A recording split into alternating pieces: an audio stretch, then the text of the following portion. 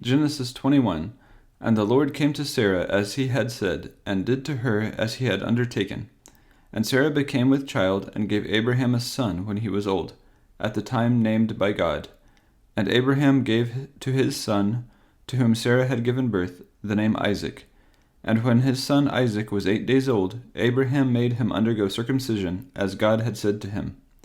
Now Abraham was 100 years old when the birth of Isaac took place. And Sarah said, God has given me cause for laughing, and everyone who has news of it will be laughing with me. And she said, Who would have said to Abraham that Sarah would have a child at her breast? For see, I have given him a son now, when he is old. And when the child was old enough to be taken from the breast, Abraham made a great feast. And Sarah saw the son of Hagar the Egyptian playing with Isaac.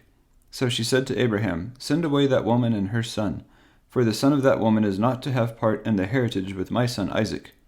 And this was a great grief to Abraham because of his son. But God said, Let it not be a grief to you because of the boy and Hagar his mother.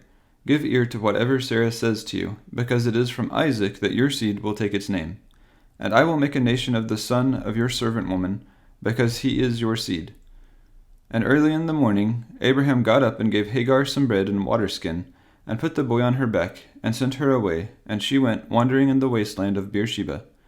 And when all the water in the skin was used up, she put the child down under a tree, and she went some distance away, about an arrow flight, and seating herself on the earth, she gave way to bitter weeping, saying, Let me not see the death of my child.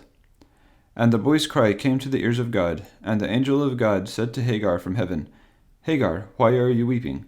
Have no fear, for the child's cry has come to the ears of God.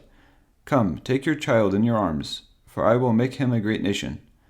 Then God made her eyes open, and she saw a water spring, and she got water in the skin, and gave the boy a drink. And God was with the boy, and he became tall and strong, and he became a bowman, living in the wasteland. And while he was in the wasteland of Paran, his mother got him a wife from the land of Egypt. Now at the time Abimelech and Phicol, the captain of his army, said to Abraham, I see that God is with you in all you do. Now then, give me your oath, in the name of God, that you will not be false to me or to my sons after me, but that as I have been good to you, so you will be to me, and to this land where you have been living. And Abraham said, I will give you my oath.